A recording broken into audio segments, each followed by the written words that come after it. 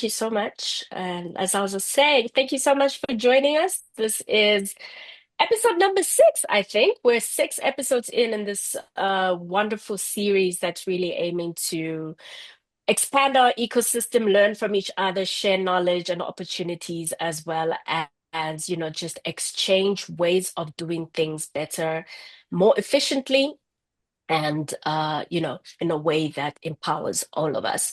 My name is Sara Chitambo-Hatira, and I am part of the board of the Documentary Filmmakers Association. And I'm going to be your host today, where we are tackling creatively editing as well as cutting on your cell phone. And we've got three fantastic guests. I'm going to start with Prof. Subeshini Moodley, who's an associate professor at the Department of Media and Communications at Nelson Mandela University, where she's also served as the head of department. Currently, she's the director of the School of Languages, Media and Communication, and she had her PhD focused on film as social development tool for women empowerment. She's going to be telling us a lot more about that project as we go on. And all the way from the USA, but I'm scared to ask you what time it is in the States. At Right 10 now, it o'clock must in the be morning. early. Oh, that's okay. That's all right. Yes. So Bart is an award-winning independent filmmaker as well as editor and educator with decades of experience, which he's going to be sharing with us in film and video production. He's based in Dallas, Texas. I taught at various institutions, including the University of Texas, SMU, and Texas A&M.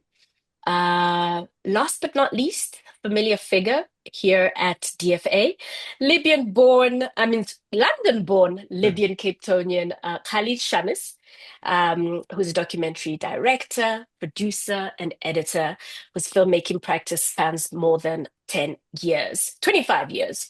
Khalid runs the Rough Cut Lab Africa, RCLA, you may have heard of it, and it's the only lab that's dedicated to supporting story construction for African documentaries on the continent. We are an esteemed company. I'm glad to have all of you here. Looking forward to learning so much from all of you. I think let's just start at the beginning. We think of editing and we think of software, but I think the first thing editing is obviously a storytelling tool. And now we have an entire edit suite on our cell phones. This entire little thing has so much power to actually be able to craft stories for us on a timeline. So it's not a matter of can we edit on our cell phones, but it's how can we do it and do it well. So just to open up, I think I want to ask all of you, what was the first thing that you ever edited and what did it teach you about storytelling? Let's start with Prof. Subeshni. The first thing I ever edited was my PhD pilot study, and I realized I didn't have enough B-roll. That was the first thing, a hard lesson, where you kind of do your interviews and you think you've got all this wonderful material and people speaking, but you don't have enough footage to pair that with. So yeah, Mm, that was my first lesson. key lesson about coverage. But do you remember what the first thing you ever edited was? Oh, I absolutely do. But this was a long time ago. Back in the 70s, when I was in college, I took my first class in filmmaking and shooting Super 8 film. That's how long ago it was. And I had gone to a demonstration in Chicago and shot some footage of it. And I was looking at the footage, and it was kind of interesting, but not as interesting as I really wanted it to be. So I came up with this idea of slowing the material down to 6 frames a second and trying to take it from an informational point of view of who, what, when, and how, but how I felt and how the people felt, and totally Hmm. transformed everything. And I don't know how I figured this out, but I just did. And the film turned out to be something completely different than originally intended and worked really well. So it really sort of at the very beginning taught me to open up my ideas to the possibility that something can be drastically different than what you originally got. Hmm. Fantastic. And we often say that the editor is ultimately the final storyteller of on any film. Khalid? Yeah, hi, nice to be with you guys again. The first thing I cut was it was Avid Media Composer, and I cut my teeth in trailers, cutting trailers and kind of promotional stuff for this network in the UK, American network in the UK that was Mm-hmm. broadcasting to the Middle East. And then I got a chance to cut um, uh, what they call it, next up, next on. Last week on Brooklyn South, it was a Mm-hmm. cop show called Brooklyn South. So I had to cut this thing, which was a last week and a next up, right? So Mm-hmm. you've got 30 seconds to just summarize what happened last week, and you've got another 20 seconds to say what's in this episode. And it's a really interesting exercise of not much time, right? But not giving away too much and creating intrigue and, making it attractive within a short Mm. space of time. So that was a kind of a interesting thing that was cutting. And then I cut loads of those things for different series. And yeah, that was the kind of stuff I was very fast, very kind of quick and Yeah. informational and to the point. And I think that's a good segue into telling us about what are the Mm. basic principles of editing. I think you mentioned some of them, Khalid, in terms of keeping it intriguing, et cetera, et cetera. And I imagine for cutting short pieces like promos, it's a matter of focus, demand, sacrifice. So can you three let us know in terms of what are the basic principles when I start editing should I be thinking about? Well, one of the things I always tell my students, famous quote from Eisenstein, who was the one who really sort of taught us about editing. Editing is the ruthless suppression of the inessential, and the key being ruthless. Most people, when they start editing, they're like, "Oh, well, I like that so much, but is that really important to the story?" And particularly when you have a lot of interviews, people let things go on too long. And I think you have to sort of channel the audience and sort of be able to understand what an audience wants and get to the point sooner. And I think that's the hardest thing Mm. for first time editors to get rid of things you like but are not essential. Yeah, I Be would agree. ruthless.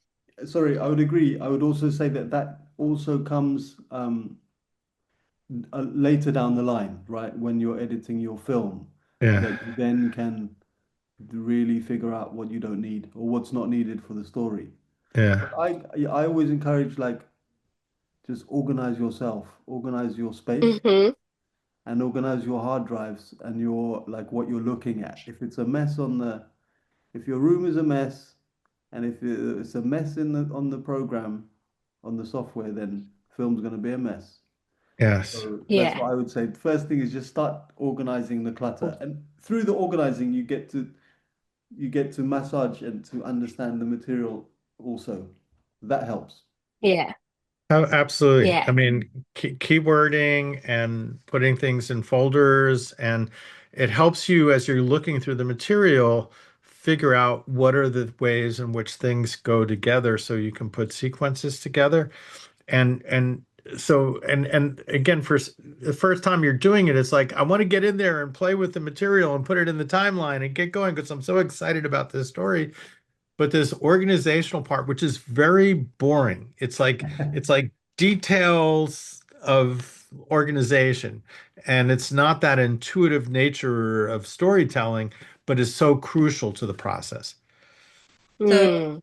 I'd like to add to what Bart is saying. I think what he's referring to is the admin, which we all hate.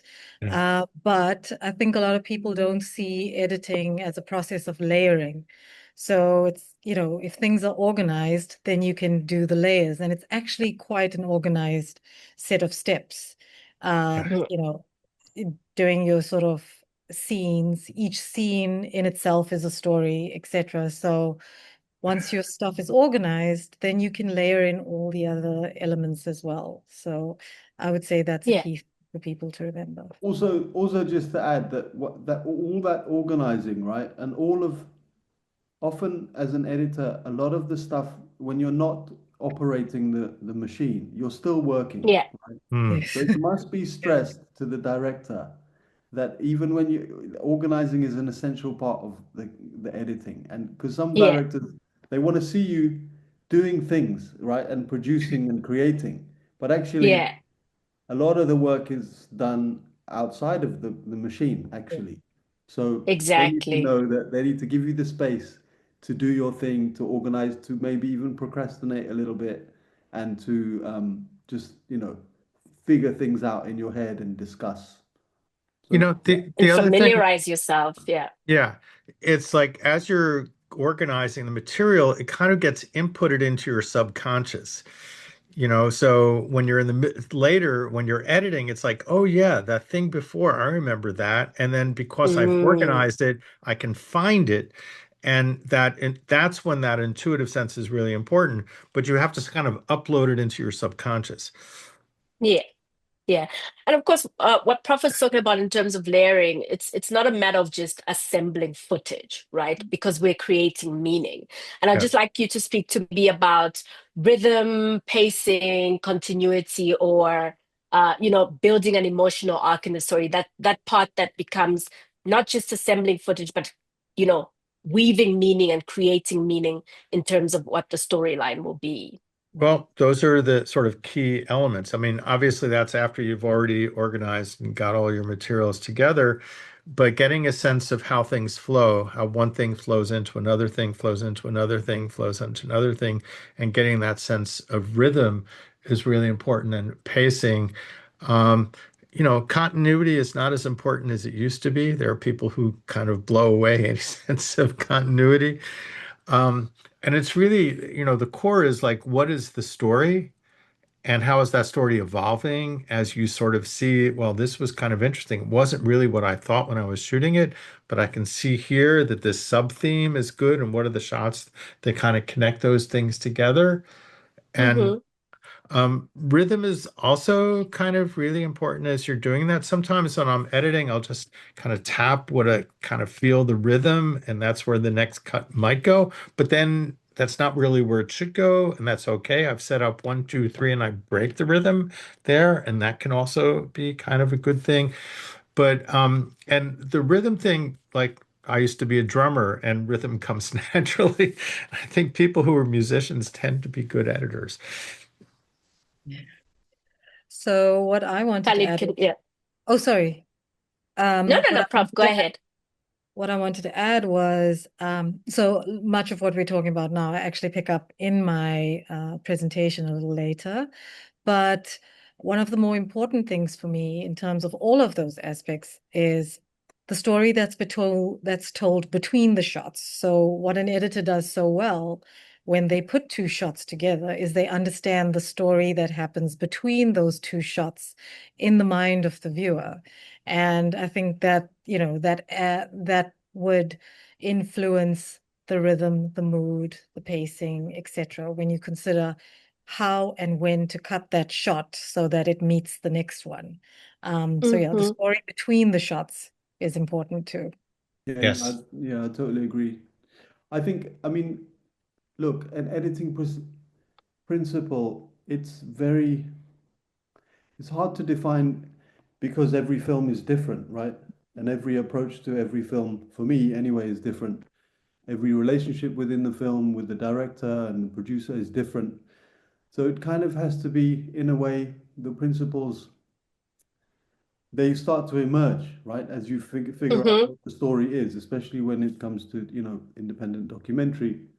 So I would say, I mean, a big principle would be curiosity, right? To be really curious about the material and about the Mm. life of the protagonists in there and the director, and to keep asking like why, right? I always ask why, why is the director making the film? Why did this person Mm-hmm. do this thing? Why did you shoot there?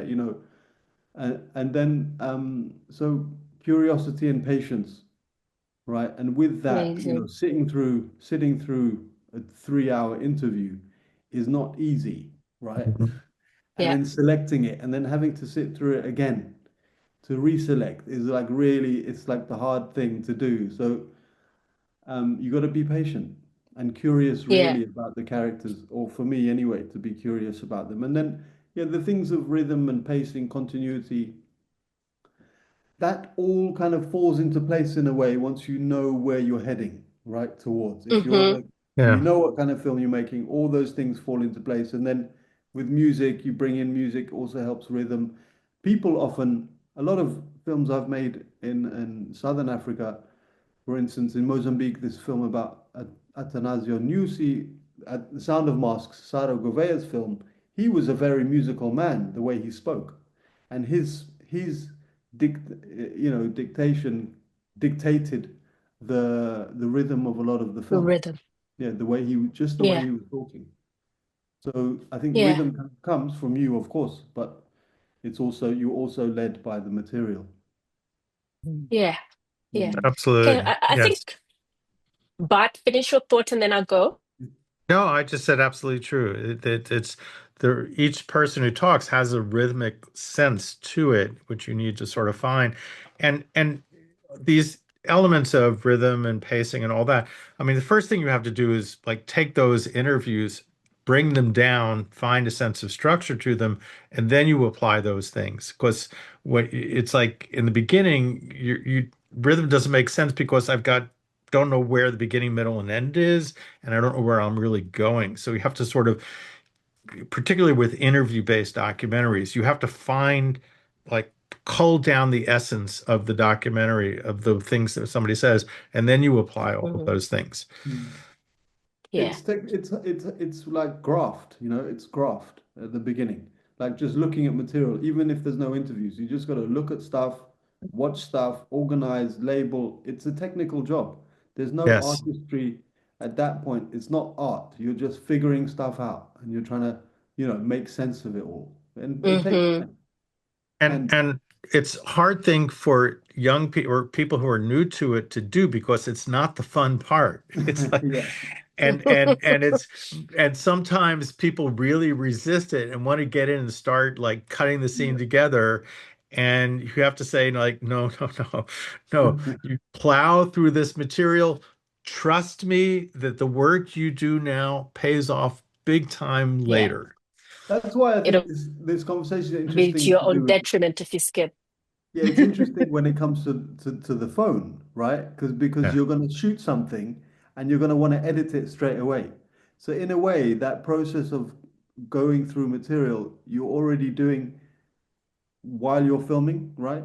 I guess. Yeah. And then you on your phone, and then you maybe on the train or the bus, or you editing it together. So it's a kind of a different, the principles will Hmm. Yeah. start to change, I think. Well, Yeah. another way to that some people will edit the material is to get transcripts, which are a lot easier these days to get of your material, and actually do a paper cut first. And then once you sort of see, because then you have the text, you can search through it and find the thematic things that kind of go together.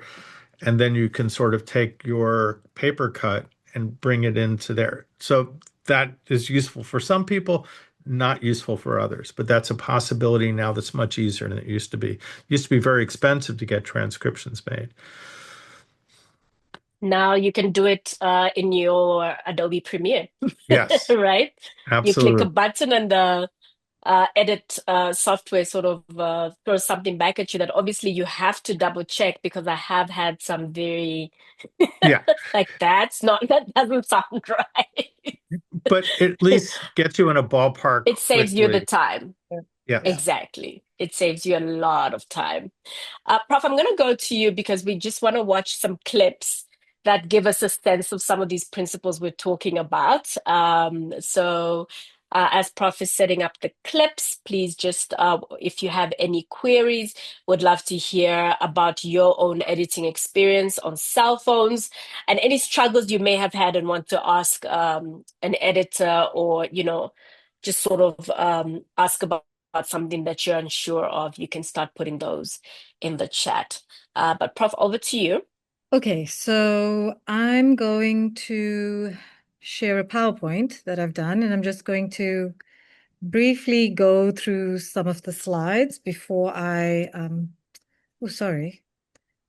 some of the slides. Most of it is stuff we've already discussed, but just a few things to say to you that when you work with documentary, you don't start with a script as you would in fictional filmmaking. So you start with an idea, a key issue, a topic, and you have a script plan, and you have things that you want to do, like interview experts, etc., or social actors, people involved in the issue. And you have a basic plan of the thread of your documentary, and then you want to get some interviews to support that.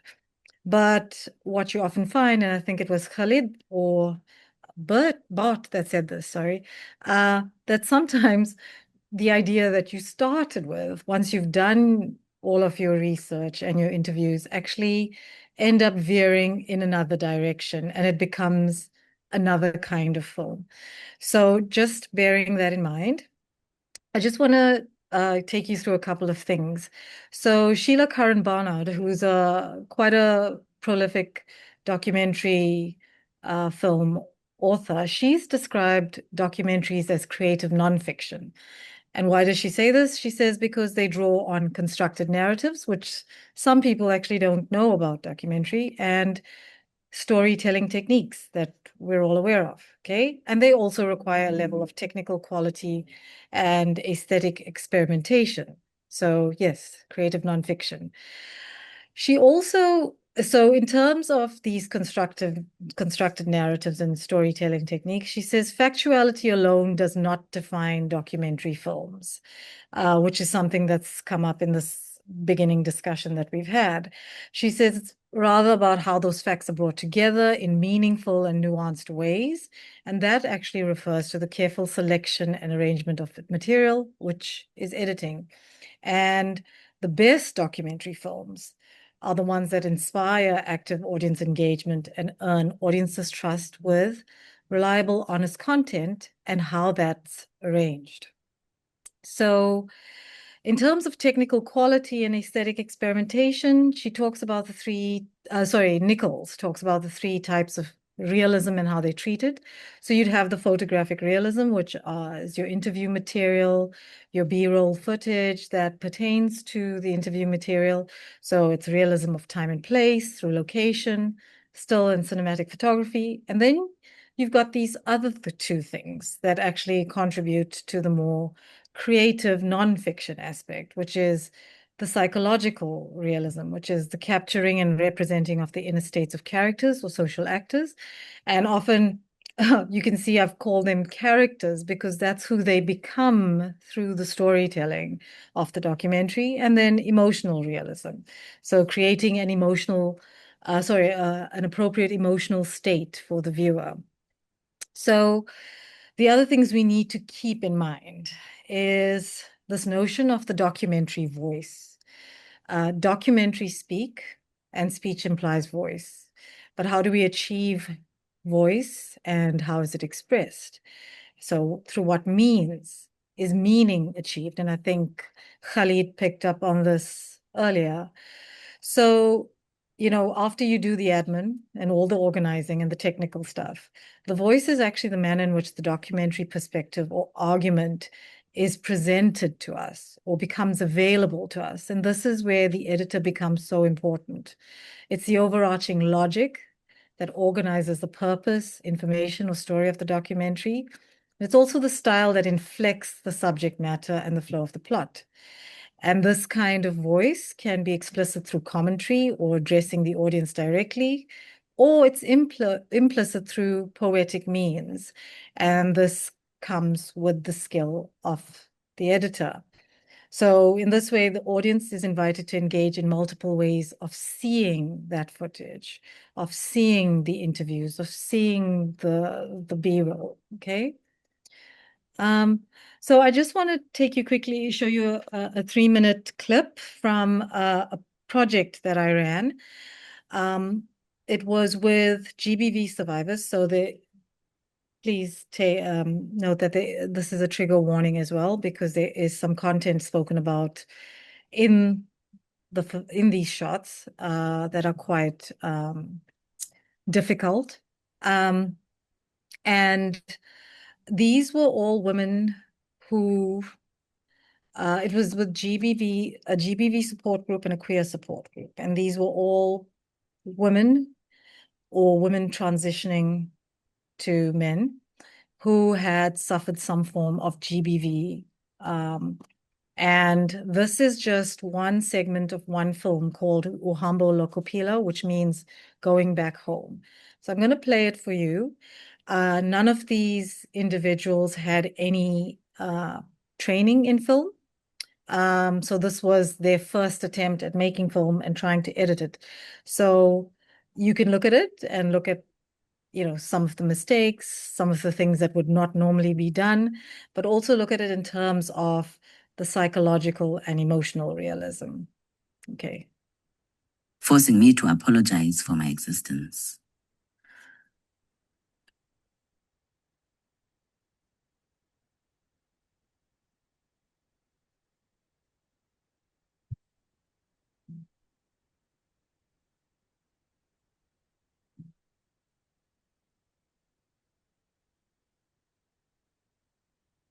Love means to be open, to trust, and to entrust your essence to the one you love. When you are faced with your hurting soul, you ask yourself, what happens when your love is used as a weapon against you? When your femininity is an invitation to violence? When the perpetrators can reap all that belongs to you in the presence of the one I trusted? They entered my body, they entered my home, and did as they pleased, leaving all my sacredness on the floor. Teaching me a lesson, they said, as though my femininity existing in a masculine body was a fault that needed to be corrected.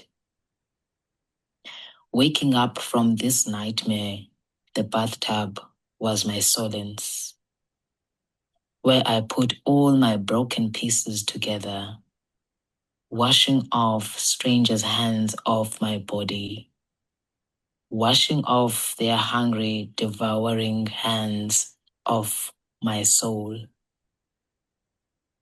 This was my sermon of peace, a sermon of hope, that I will be whole again.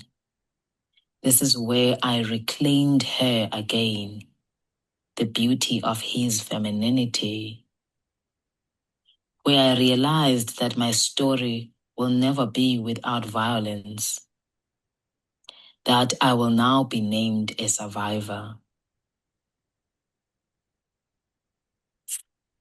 I had to teach myself that this is not my fault, that my queerness is not an invitation of violence, that to be queer, to be trans, means to choose freedom while violence could be knocking at your doorstep. None of it will stop me. I am a transgender man with all my feminine beauty, and that does not need your correction. I am here. I am bold, and I won't disappear. Uhambo lwam lokuphila. Forcing me to apologize for my existence. Okay, so in that particular snippet, there were hardly any cuts. And there's a reason for that, but we can discuss that later. So what's important to understand when you edit is that, yes, you're editing for a whole documentary, a whole film, but the individual scene actually becomes very important as well. Documentary, like all films, are comprised of a series of scenes, and the level of skill or craftsmanship in editing these scenes It is, sorry, the level of skill and craftsmanship in the editing of these scenes that contribute to documentary voice, and that can make or break the appeal and impact of the documentary. So let's just want to talk about scene evolution. So often this is actually a very hidden process. It's as Bart and Khalid spoke about earlier or implied earlier.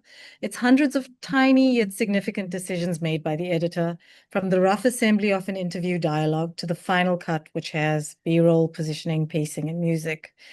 But how does the dialogue assembly work?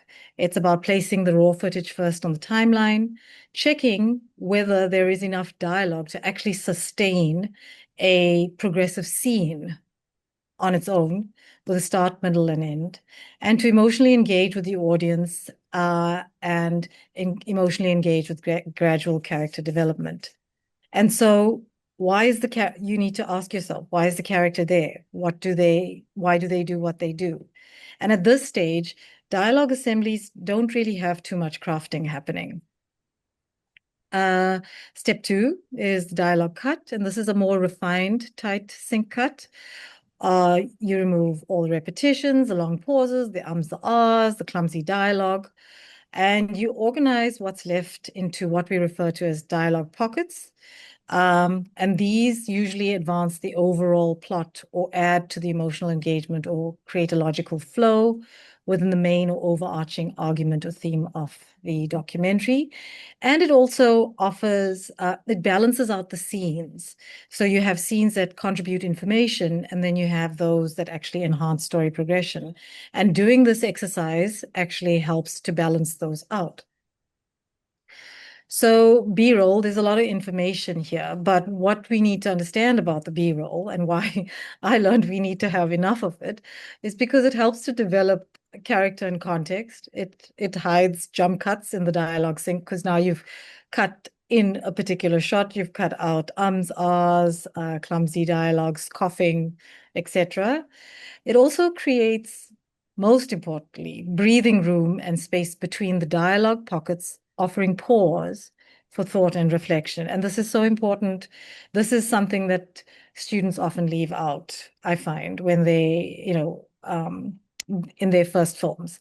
They don't leave a moment of pause for people to reflect on what's just happened, or from one scene to the next. And as I said, in the cut, it's the story between the cut that's so important, and that you need to give an audience time to meditate on.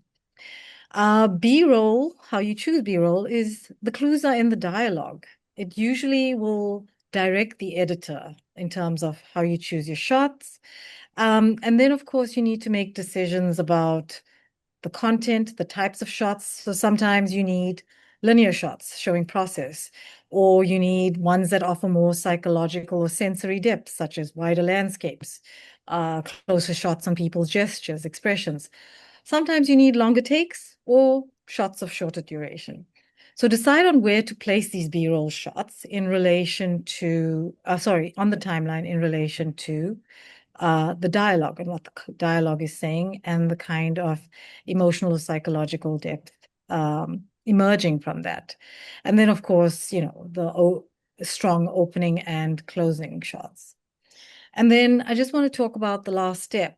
Well, there's lots of steps, but in terms of beginners, sound or scoring a scene. And people often forget that this actually takes as much time and care as the other aspects of documentary film. And good sound actually tells you a lot. People think it's just about cutting those visuals. It's actually about cutting the sound as well. And the sound and scoring should be based on tone and mood. The timings and rhythms of sound or music may not always match the dialogue, right? You're not going to find sound or music that directly speaks to what's happening in the dialogue. But as Bart said, with the rhythms and the beats, music is kind of mathematical, and it can be broken up and rearranged. And you can edit on the beat, and you can actually move parts of the sound around. So sometimes the end of a song actually fits better at the beginning, and you can put those together. So sound may need to be divided, cut up, and rearranged to work the mood, tone, and pace of the scene. And sometimes, and a lot of people and students don't like to hear this, you may actually need to do comparative edits. So where you actually use different sounds and different songs or different music on two different timelines, and you play them to compare them to see which works better in terms of the mood and the tone and the pacing. So yeah, so comparative edits. Students don't like to hear that because it takes more time.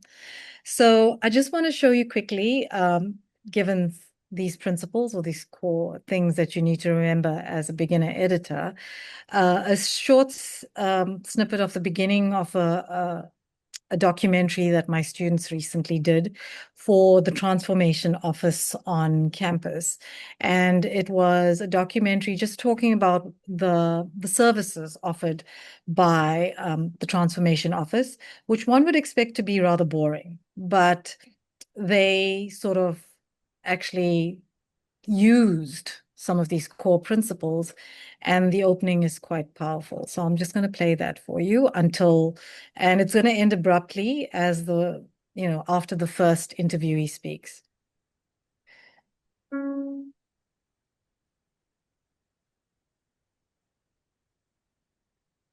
When I first got here, I didn't expect to feel so lost.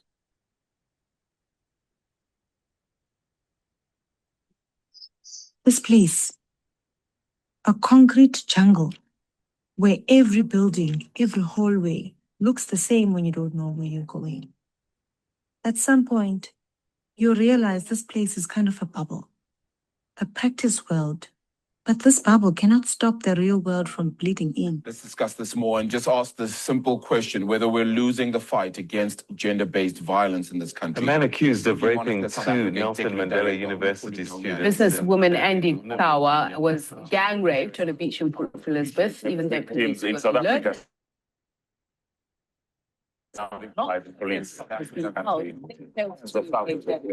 Where do you go? Who do you speak to? And the real world has touched you personally. I'd heard about the Transformation Office in passing, but never really sat down to think about what they do. Now, I need to find out. I began my exploration with the director of the Transformation Office. Could you please introduce yourself, your name, and who you are within the Transformation Office?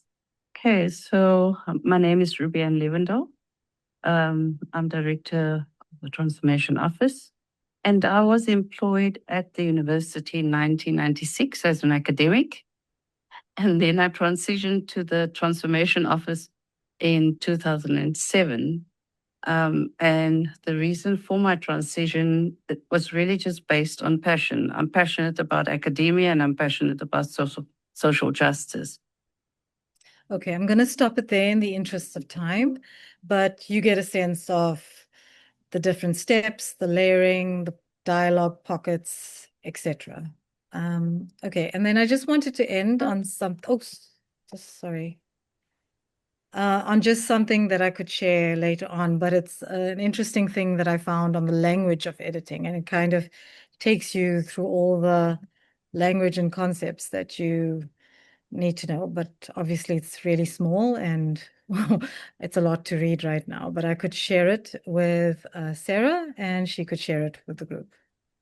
Okay, so I'd like to end there. Thank you. Would appreciate if you could share that, Prof. And thank you so much for the presentation and those two very powerful clips that you showed. You know, with your project working with women who had never edited before, what was the sort of starting point? Was it this sort of language of editing, or where did you sort of start to introduce what's possible?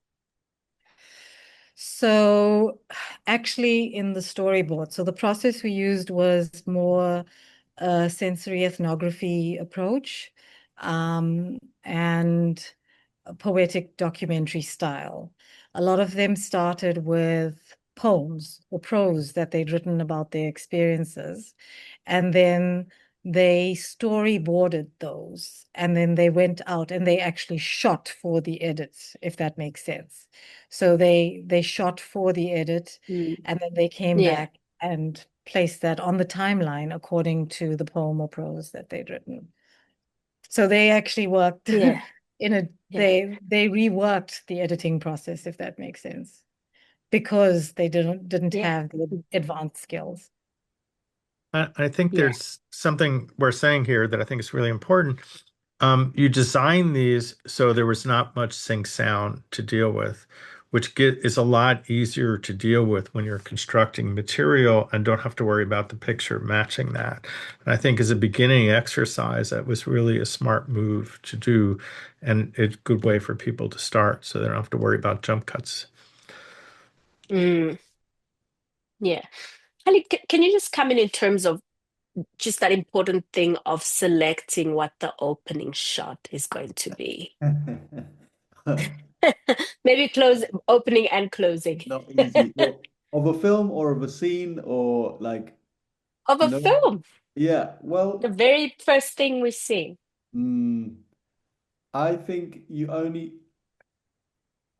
often the director has a clear idea, right, of what they want to open with, hopefully. And usually, the films I work on are films that people have been living with for years, right? So they have quite a direct sense. And so, allow them that. And then, the rest we figure out. But often it's something, the beginning is often the part that's labored the most and the one I think wastes most time on, right? The opening 10 minutes. Because down the line, 6, 7, 8 weeks into the edit, you're going to realize that actually, that we're going to change that beginning. And we wasted a lot of time. So my advice would be like, just, okay, take a great shot, maybe your favorite shot, or just sketch out the beginning and leave it, right? Leave it. Yeah. And it's often also not, for me, it's not about the opening shot, but it's about what the dialogue is, right? Whatever dialogue comes, if it's narration or what are we going to be, what are we being led into here, right?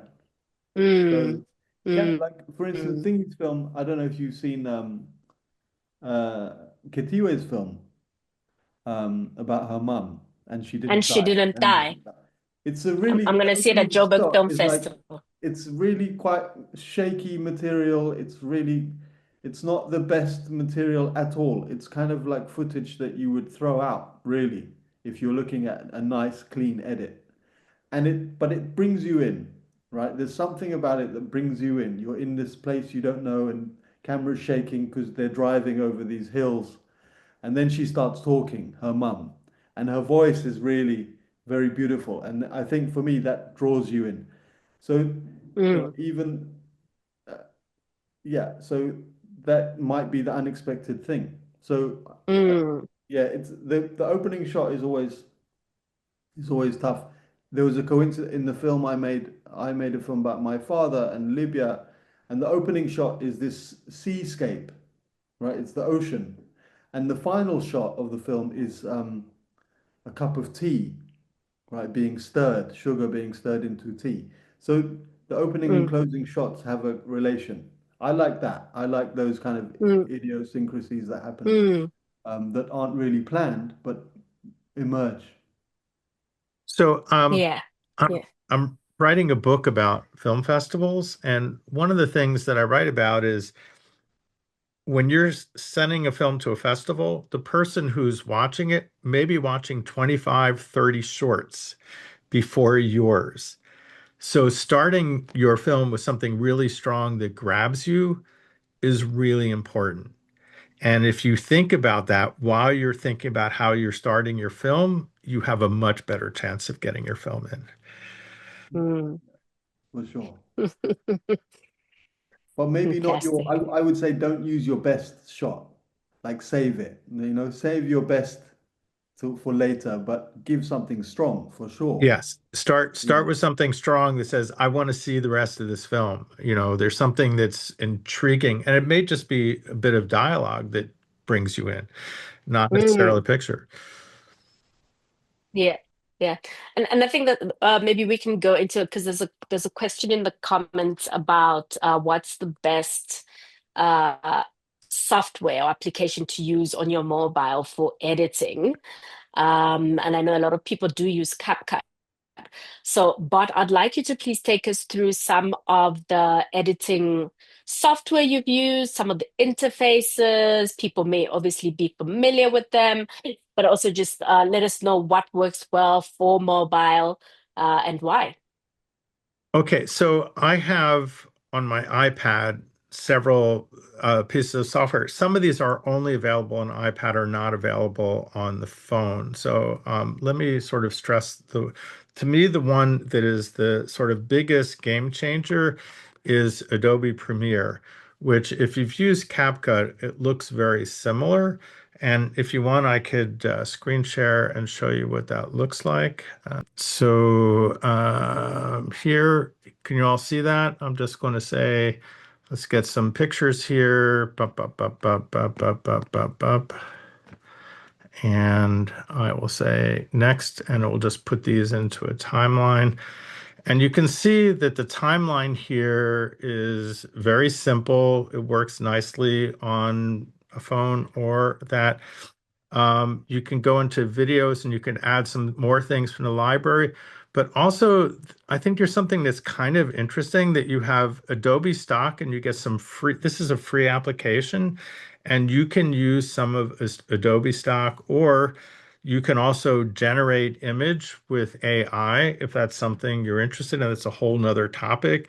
But I'm doing a workshop with some homeless people, and they don't have images for some of the things they are trying to express. And generating an AI image could be really useful. It's got this thing where you can do image to video. So there's an awful lot of things that you can do with this. With sound, you can just hit a button and get some Adobe stock music, which isn't that great. I can hit a button and do voiceover, get some sound effects. I can generate them. I can take audio out. The point is that this is like really good in what it can do. It can do both horizontal and vertical video. It has a lot of things that you can work with. Titles are very simple to use, and it can transcribe your material. You can do all the kind of things that you would. It's amazing that this is available for free. Now, like with CapCut, I'm a little nervous that they're sucking up the images that you put in there. I haven't carefully read their rules, but I'm a little nervous about that. But still, the level of sophistication that this does, you can see that it can automatically generate closed captions there for you, is really kind of amazing. And I think it's... Is there a time limit on the timeline? No, you can do a feature film on this. As long as you have space. What's that? As long as you have the space on your phone. Yeah, and that's the biggest problem. But there are two problems in working and editing on a mobile device. One is, obviously, you don't have very much real estate to work with. You're working in a very small space, and you can sort of stretch things out so you can see them a little bit better, but it's still a problem. But the other problem is storage. And storage is probably the number one issue you're going to deal with, because most people don't get large hard drives on your phone because they cost a lot more money. But what you can do is you can use an external drive to put your footage on. So you can just buy a thumb drive with the port that you have, whether it's a Lightning or a USB-C port, plug that in, put your material on that external drive, and input material from that drive. So you can use external media to do that. And that's, I think, the only sort of way to do that. Otherwise, you can have some material from iCloud, but iCloud space is limited and you have to pay extra for that. And thumb drives are relatively inexpensive, and it's a kind of a good way to work with that. Any questions on this? You can see that it works really nicely. And for that sense, like on that last piece where we saw a lot of voiceover material, you could just have people read right into the program and then put material over that. And it's kind of an interesting way. And I think that for people that are not used to editing, this is a relatively easy and intuitive way to learn how to edit. And it works, I think, really nicely. And what about for exporting? You publish straight to, I guess it's designed to publish straight to, I guess. So on the social top media right-hand platform. corner, you see this little box with an arrow. That'll be your export. And then you can export it to your desktop. You can also, if you have Adobe Premiere on your computer, you can take this and export your project file to your computer. So you can do your first cut on the phone, bring it into Adobe Premiere on the computer, and then do something with it that way. So it's kind of a nice way to work in both those directions. The other apps are really only on an iPad, so I don't know that that's going to be as useful. DaVinci Resolve looks exactly like DaVinci Resolve on the computer if you're using that, and Final Cut Pro is not available on the phone, but is available on the iPad. And with this new program that they have, where they have these it's anybody who has an EDU address or as a student can get the $29 a year for the subscription to the Adobe or to the Apple products like Final Cut Pro and such. So if that's of any value to you, that might be useful. But the other app that I wanted to show you, which is both on iOS and on under Final Cut Android. Pro, and is LumaFusion. And LumaFusion may not be something that you know much, but this works on both a phone and an iPad. But LumaFusion is the only company that's all they do. They don't have a desktop version. This is a company that early on was the first people to design an editing system, and it's got all the things that you would need to work with: graphics, titles, the intuitive layout, very good in color correction, and a lot of other kind of ways of working. So if you're working in this, it's not a free program, but it's a very sophisticated, in some ways more sophisticated than some of the other programs out there. But it's just something you might want to take a look at. I just wanted to give you a sense of what those interfaces are. If you want, I could show you the Final Cut Pro and DaVinci Resolve, but they're not going to be on your phone. So I think mobile. Yeah, it's mobile only on the iPad, not on the phone. But I can just briefly show that to you. Why not? While we're here. Okay. So this is DaVinci Resolve. And if any of you cut with DaVinci Resolve, and DaVinci Resolve is a free application. So it's a great thing for desktop editing. And the interface here is the same. This first page is where you import material in here. This is what's called the cut page, which is DaVinci's approach to trying to copy Final Cut Pro, which doesn't work very well. This is the edit page. You put your shots in here and you can just have all the kind of control that you want. But what it also has here is the color page. And for most people, editing with Resolve, one of the best things, it's this color page. It's what professionals use to color. And this is exactly the same interface that you would have on a desktop system. So you could take something you've cut in, say, Adobe Premiere for mobile, bring it into DaVinci Resolve, do your color grading, and then export it out if that's something that you want to do. And it gives you like real scopes, like you can see here that the blue is a little low, too much red. I can go in here and adjust that. I can do all the kind of sophisticated things that you would do. And then this is the sort of export button. And then lastly, let me see if I have Final Cut up here. So Final Cut, one of the nice things about Final Cut on the iPad mobile is it's got this little wheel here. And I just love being able to kind of use my finger to work through the system and feel the material in a different kind of way. But all of these are basically the same. And because it's free, you should definitely work with Premiere. And Premiere works on the phone and on an iPad. So that's a little very quick walkthrough, just so you see what all those different interfaces look like. And I shot a lot of things with dogs, so that's why I have a lot of dog footage.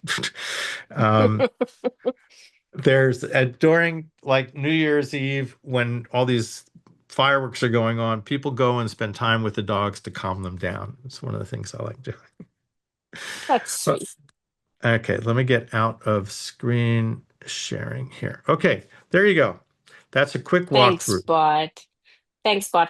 On Adobe Premiere for mobile, can you edit the audio separately? The Yes. audio channel? Yes, you can move it around, you can unsync it, you can yes, and you just like tap it and it'll like split it up. You hit split, and then you can adjust the volume. You also can clean up the sound. So if you have sound with like very noisy, it will just cut out the background for you. It is truly Fantastic. amazing how sophisticated this is. At the same time, it's a very simple interface. So it's a great way, like if I've never edited anything, you can put things in relatively simple and get it, and then you can get more sophisticated as they start moving along. So, for instance, if you're editing, if you're uh, grabbing material, if you have an iPhone, you take from Yeah. your photos, right? Or Yes. you take from an external drive or whatever, wherever. Yeah. Like if I want to, if I'm editing and I want to get, and I think, oh, there's that, footage of the riots in Soweto in the 70s. Can I go online and download something and then drop it in? Yes, I think so. I haven't done that, but I think you could. So you download it, and then you put it on an external drive, or you Because can you have import it it, into the phone. just like any other media, as long as you have Yeah. it available. Yeah. Yeah.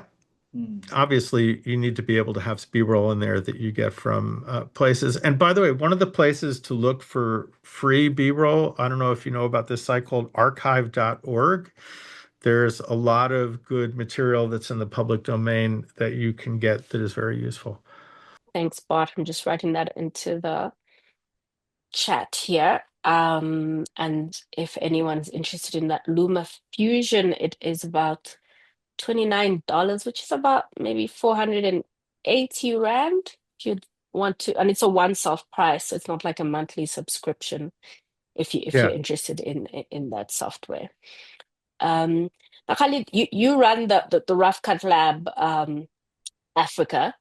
You bring together fantastic filmmakers and their most wonderful films from all across the continent. Like What yours, separates? like you, yours. Yes, I was had the privilege of going through your hands with your very capable mentors, and people who just really helped us, cross that final hurdle. What separates a rough cut from a final cut? Oh, what separates? Usually it's 6 months. yeah, exactly. It's time. It's time and money, basically. That's the magic formula. It's like the money buys you time, and the more time you have, the better you have the better your film should be because it allows you to sit with it. But I think maybe what you're asking is what are we looking for to get into the lab with, in a way. right? I Yeah. mean, And then also, how will I tell the difference between what I entered and what is now a stronger cut?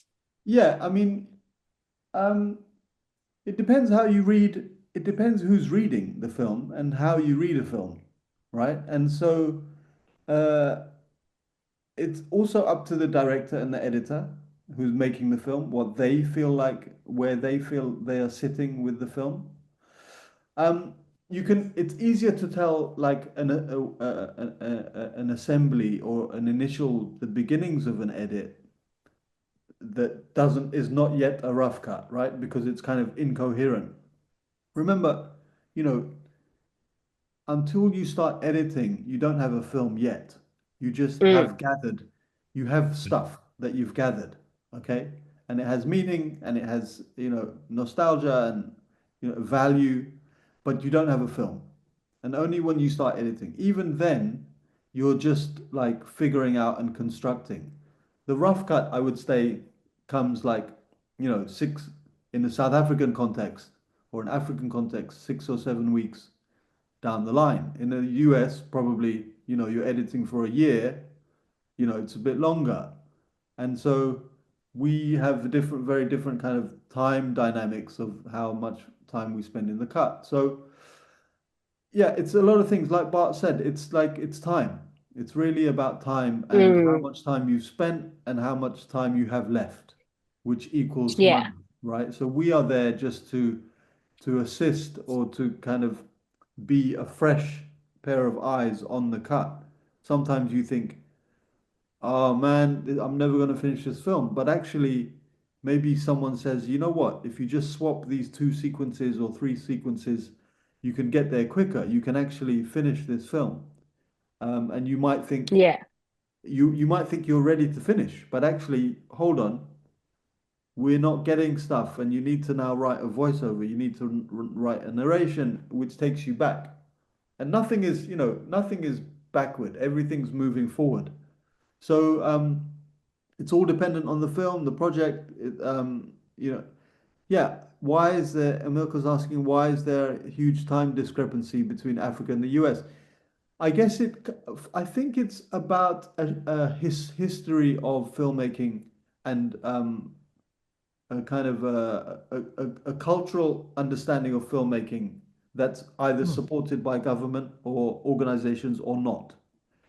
And I think, in the US, especially with docs, there's a tradition of spending a long time. You're in the edit for 9 months to a year, right? But I guess that's what I've been told. But in South Africa, Sometimes longer. yeah, longer. Sometimes, and but then there are also some people that can turn around things quicker. I mean, the Sure. technology has made it a little easier, but yeah, Yeah, I yeah. and one of the ways for the question about the difference between a rough cut, fine cut, a rough cut tells and a fine cut sings. Yeah, there's that. There is that. Mm.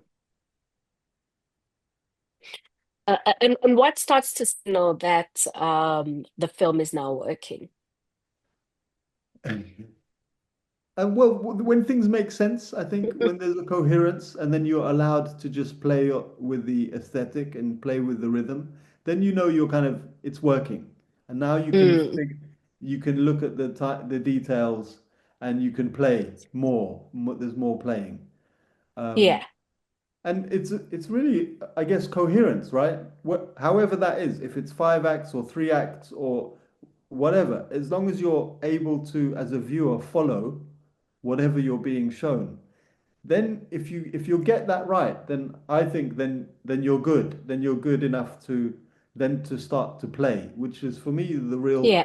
the interesting part, the fun part. Then you start throwing archives that weren't in the film and all different stuff at it, and you can have, it's more of an experience then, right?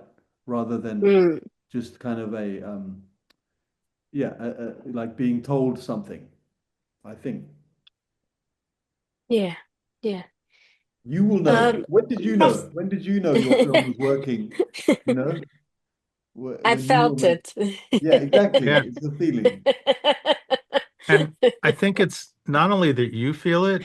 There's a place where you feel it and you're feeling good about it. But what I found is if I show this to either one person or a bunch of people that I care about, I can feel things like right in the back of my neck. It's a very visceral feeling that I Hmm. couldn't see was a problem until somebody was sitting next to me and I said, "Oh my God, I got to fix that. Oh my God, I got to Yeah. fix that." And like, his film is over, and then they want to talk to you. I don't want to get them out of the room because I want to write down every one of those things that I felt that I just couldn't see was a problem. Mm. Yeah. Yeah. And obviously because we're using such a small surface area on a phone or a tablet when we're editing using those means, but what should we not attempt? Just because, yes, creativity does sort of heighten when you are limited, but what should you just not attempt to edit on your cell phone? Well, it's like it's really a matter of necessity. If this is what you have and this is what you have to do, you know, and that's what you work with. But I would say that if you're doing this, like having earbuds is really important because like sound is so critical to the experience, and the speaker on the phone is just not at all going to do that. And if I was doing this, I would also some things you could do. You could put the phone on a tripod or something to hold it so you're not holding it in your hand. Or you can hold it like whether doing horizontally or vertically. And also, you could have an external keyboard so Hmm. that you're kind It's a good of idea. all of these things have keyboard commands that you could work with. So that way you're looking here and you're giving yourself a little more real estate to work with. Great. Um, okay, so Not I to just want to film, I guess, up to underwater stuff, right? Underwater footage if your phone isn't in a, in a case or something like that, or a situation where it's a small thing, and it could just drop and break. Right. You don't want to be editing by the pool. Yeah. leisurely editing. Just opening up to a fantastic audience and participants. I know we have some students from the online course that DFA is busy running at the moment. That's funded by the NFEF and the Western Cape Provincial Government Arts and Culture. And we have some DFA members and we have some guests from other organizations. Anybody with questions to ask our speakers? Someone's asking here, Bart, is there a difference in how one might approach editing for people watching on a mini screen as opposed to a cinema screen? Good I think you question. touched on this. I would say that if you're doing things that are primarily meant to be seen on the phone, then obviously wide shots are probably not a great idea because they will not have the emotional sense as a wide shot you would see in a movie theater. So focus more on close-ups, medium shots, and close-ups. And I think also if I was doing something for people to watch on their phone, I would probably make it shorter because you're holding Mhm. it in your hand. I guess one of the things to also think about if the phone is your primary means of exhibition is do you want to have it vertical? And as somebody with a long tradition of working in film, the idea of working vertically just seems wrong. But if that's where people are holding, it's easier to hold a phone, and look at it this way than it is this way. So Mhm. that might not be a bad idea if that's what you're thinking. And if you're working in a vertical space, your whole sense of framing is very different. I think that people talking looks good in a vertical space. In a horizontal space, you have all this extra room that you're not working with. So that's certainly something to lean into if that's what you're trying to do. What are the options for exhibition?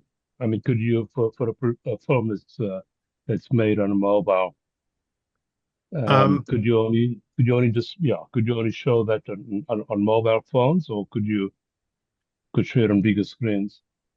You can absolutely shoot on a bigger screen. I am a major advocate of shooting with the phone, and these days, with a relatively good mobile phone, you can shoot things that can rival something for with a $3,000 camera if you expose it right and shoot well. So there is no problem about showing things in a movie theater or on television that are shot with a mobile phone. There is no real limitation on that, assuming you do a good job in photographing the material. So yes, you can shoot on a phone, edit it on your phone, and have it shown. I mean, there's an Academy Award nominated film that was all shot on mobile phones in a prison. And then there was another one that's a feature film, an Academy nominated film that was shot with body cameras. And and that's showing in theaters. So there's I would say 5 years ago that would be a problem, but not today. Today, it's phones can get things that are theatrical quality. But that film, the body cam film, is mostly police cameras, but they have Yes. shot other kind Yeah, of filling. but it's 90% body cameras. It's pretty amazing film, and it just makes you think. And the other one, there was in Good prisons. Neighbor. Is that The Good Neighbor? Yeah, The Good Neighbor. Yeah, Perfect Neighbor, I think. Good Neighbor. Yeah, something like that. Yeah. The Alabama solution is the one that was shot on mobile phones with people in prison. So yes, when it means that a different group of people have access to making films that could be shown in theaters. But my worry has always been, I guess, because it's not just the phone, right? Because you have to have good sound. My worry is always sound and monitoring sound. So then you have to add stuff on, right? Yes. No? Yeah. Yes, You but add on little mics and okay. So I have these microphones. I got them right here. Well, that are like $35 that plug into get really good sound, and they have noise cancellation.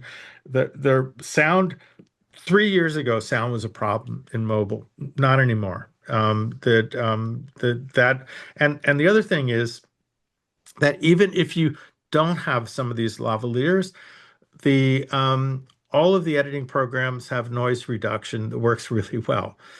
So like that is, and part of it is we grew up using a boom pole, learning how to do that. And while that's good practice and the right thing to do, you can have things that are not like that and still have good sound. You just have to work differently in post-production.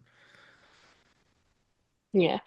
Yeah, obviously that native resolution on our phones can now film on 4K, and you can have quite a big picture that gets blown up.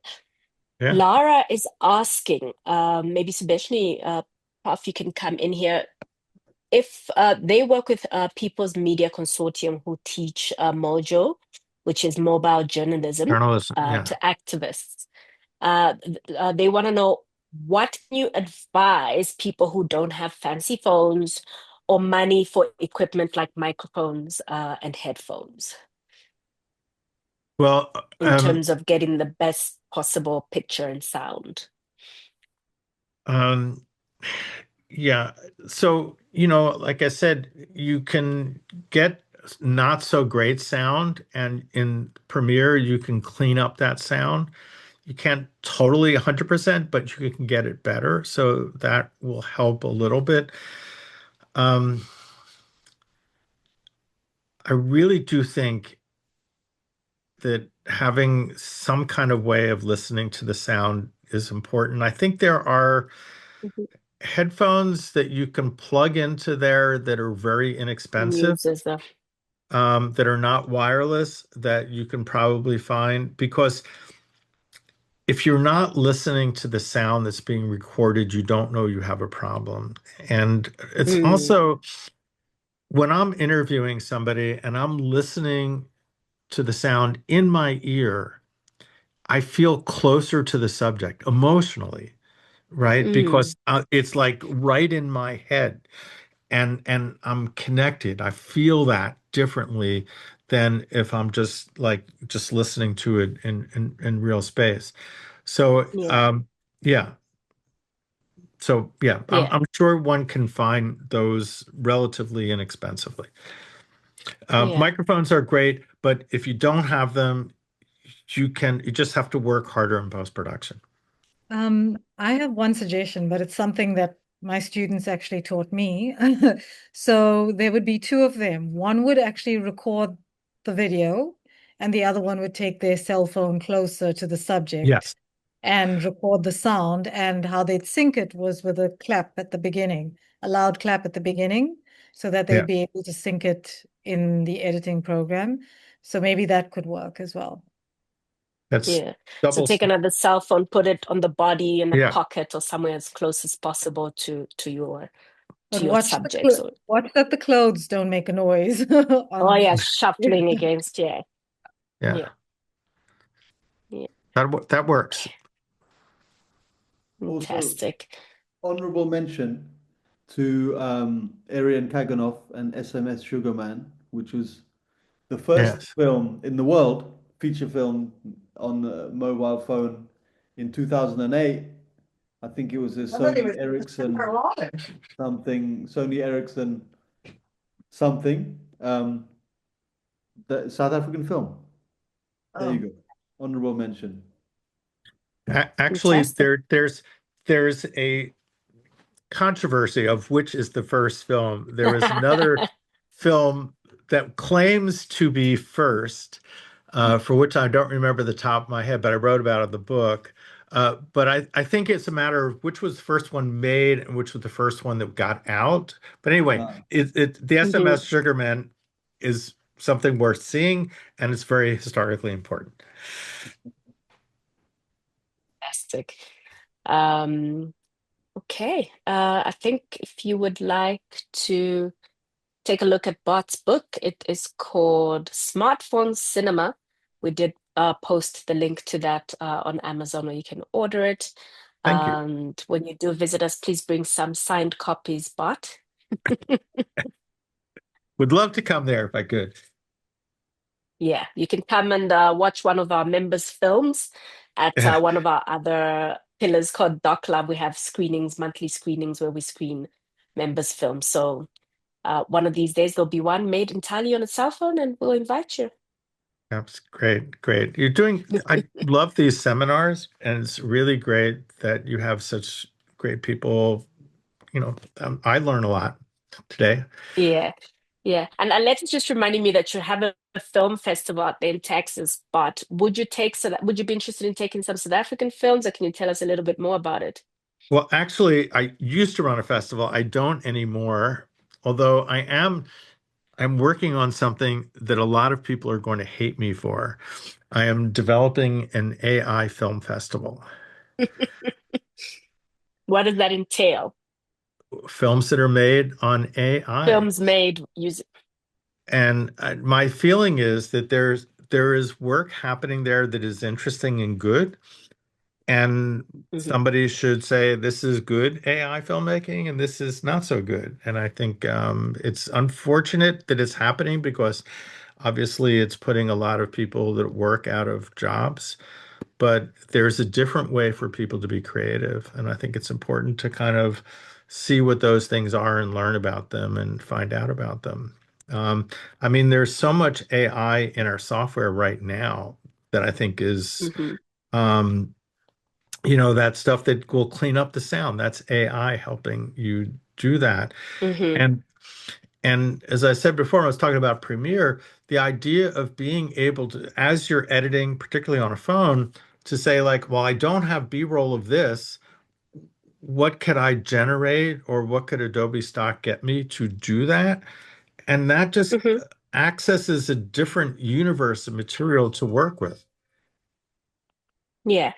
We do have a session coming up that's also focusing just on AI filmmaking and what it means in terms of the same jobs that you talked about, what it means in terms of us taking advantage of it Yeah. as creatives, but also, looking at both sides in terms of the threats that it poses to our industry, but also how to obviously leverage it and take advantage of it. So that's on the 16th of April. That's the webinar that's going to be focused on that, and it's going to be run by Sarah Blecher, who's one of our members as well. Any more comments, questions anybody would like to pose?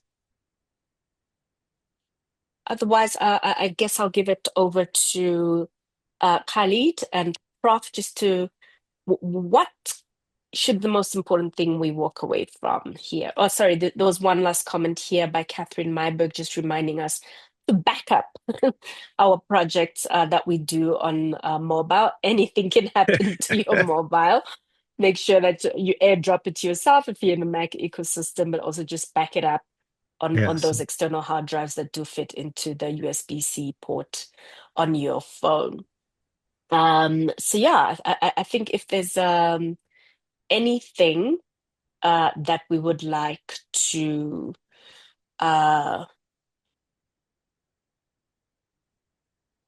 take away with anything that what should it be that we take away from these principles of editing, the software that we're using on our mobiles, the opportunity that mobile cell phone does create as well. And then I will speak to the Rathcat Lab information for this year. So I think there's a couple of things. For me, I would say just remember that the story is key. Okay, so whatever you're doing for that final thread, especially if we're looking at it from an editing perspective. And sometimes the final thread may not be the original thread, as I'd said earlier. The other thing we need to realize is that with the accessibility of all of this technology, and I mean, we may not all have access to the most expensive stuff, but we do have access to things that we could use, and mobile technology is actually making it a little easier for us all to try it, for us all to tell a story, and also to tell a story in ways that have social impact. A lot of activism these days come from mobile filmmaking, and I think that's really important to remember. So yeah. Thanks, Prof. Khalid? I would say, take away not to be scared by the medium, right? If you have a message to tell, there's always a way, right? Not every story has to be a film either, right? You don't always have to make a film out of it, but not to be scared about technology, and to stay curious about it, stay curious about what you need to tell, and to stay intentional and have integrity around it and around the people you work with and the characters you take from, right, to make your stories, and to be curious and patient with it. Love those keywords of patience and curiosity. But I think all those are really good suggestions. On a practical level, sometimes when you're editing and you're sitting there and the answer isn't coming and you're frustrated and angry and disappointed, the best thing to do is get up and go for a walk. That the time you spend away, your subconscious is coming up with things that all the things in front of you are not letting you see. And sometimes you really have to walk away purposely. And I find this is crazy. Sometimes when I'm cutting, I will go and take a shower, and there's something about the water hitting the back of my head, and all of a sudden it's like, that's what I need to do. And then I go back, and oh my God, that's the moment I figured it out. But sitting in front of my desk, I could not figure out that answer. You need a So waterproof phone that you can edit with in the shower. no, no, Then no, all I the don't ideas want come to. in the shower. You No, need to be able to no, no, have no. waterproof But setup. but but that's I think that there's like go for a walk, sort of get out of the space because your mind is always working on figuring out these problems. And when you're in the minutia of like this cut and this rhythm is that's not happening, it's hard for you to see that larger sense. So Mm. yeah, that's what you need to do. Give yourself some space outside of your working space. So Yeah. I would add to Bart and say sleep on it, but I tried that once, and when I woke Yeah. up in the morning, I didn't understand what I'd written down when I Yeah. woke up to note down my new ideas that popped into my head. So maybe not sleep on it, but take a break. Get up from that chair and walk a little bit. Yeah. Ziggy's asking, when planning for documentary, how and when do you decide how long you want it to be? What determines the length? Ooh. Oh, can I'm I know? Oh, sorry. Yeah, go go ahead. for it. So, so it depends on different things. If it's something that's commissioned, they usually, the people commissioning it are going to tell you how long they'd like it to be. But generally it depends on what feels right when you eventually put it together. So I think, yes, if you've got the coherence, if you've got it all down, generally the story will tell you how long it needs to be.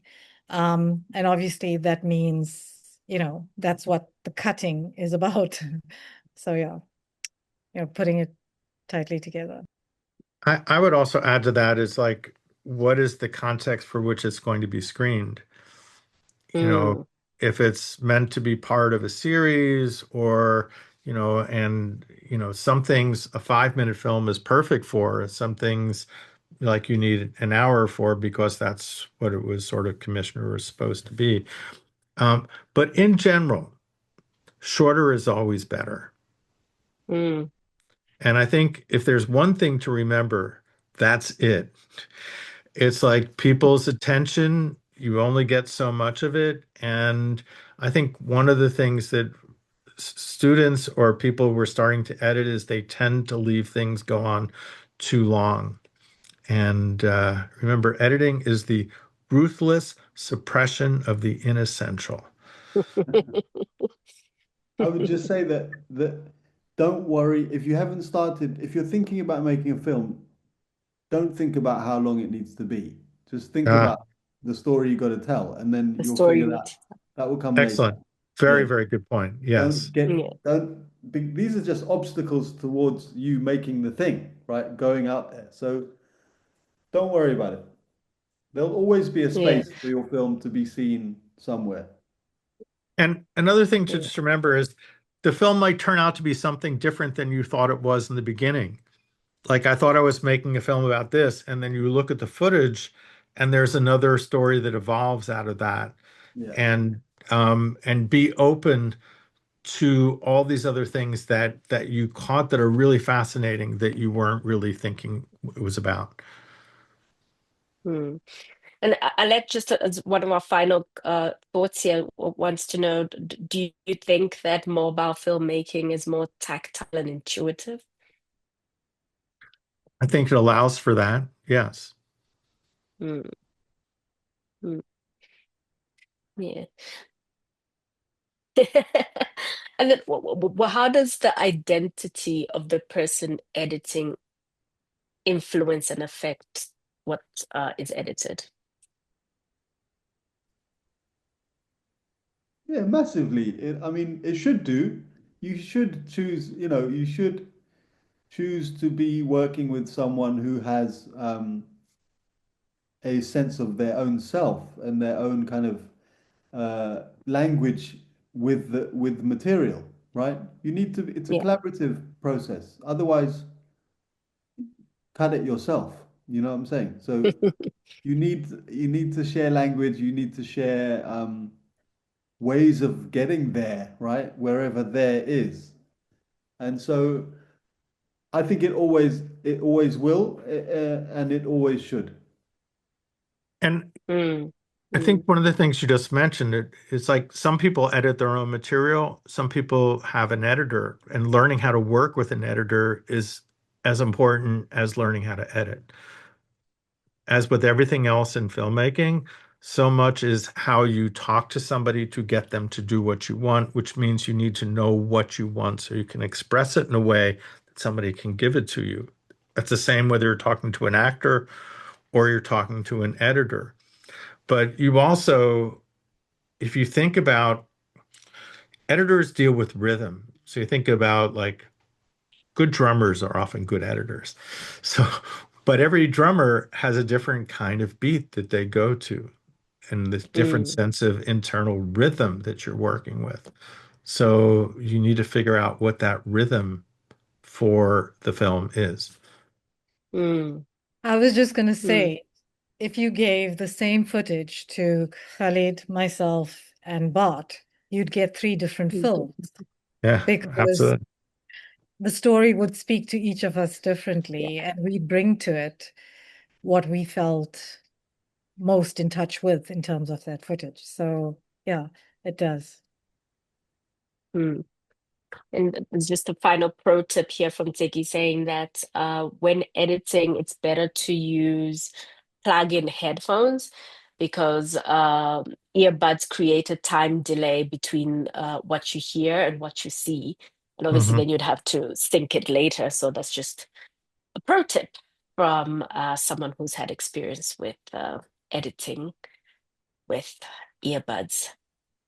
Oh, Fantastic. And one then other just, short thing. If you're going to be using music and you don't have that music yet, it's good to have some temp music in because with music, you'll let something play a different length than you would if it didn't have music. So it's just something to think about. and just to tie in with what you're saying, there's a note here from Daya. Daya, would you like to say this to everyone? I think it's quite poetic what you wrote here. Are you still online, Daya? Yeah, I am. Thank you very much, Sarah. I was quite intrigued by the implied analogy of those pauses and silences in between the interviews and in between the music and all of that, because it allowed the viewer to actually interact. And you know, I love listening to jazz music, and those silences and pauses in between. Bart spoke about uh, his drumming competencies, and I'm sure he'll agree that those silences are just as important as the actual note itself. Thank you. Absolutely. Fantastic. Great. Just to announce that Rough Cut Lab Africa is open. They're open for submissions until the 3rd of April. So you have just over a month and a few weeks to get your film in there at roughcutlabafrica.org. Khalid, is it still running in to coincide with Encounters Film Festival? Yeah, this lab, the flagship lab, happens during the month of June. So it will happen during Encounters time. Fantastic. And it's obviously the 9th edition that you guys are going out. Congratulations. Yeah, thank you. We're Supporting. we're nearly 10 years old. Yeah, fantastic. Yeah, supporting independent African films at Rough Cut Stage, and it pairs directors and editors with expert African and Pan-African story consultants from all fields of the filmmaking world. I am a graduate of it, and I encourage you to apply. Thank you. Yes, please spread the word. Yeah. Please join us next week. We have another session in the DocShare webinar series. This time we're talking about making documentaries for NGOs, partnering with NGOs, collaborating with NGOs to tell their stories creatively, or pitching and getting commissions from NGOs. So join us, please, next week, same time. Bart, Prof. Subeshini Moodley, as well as Khalid, thank you so much for your time and for sharing what you know with us. And of course, this session will be available recorded at the end of the series. So thank you so much, everyone. Unless there are any other announcements, thank you so much to the DocShare team who put the series together, everyone who comes up with the creative, with the ideas, who finds guests who are so interesting and give us so much knowledge. We really appreciate all your time and effort. Have a good evening. See you next week.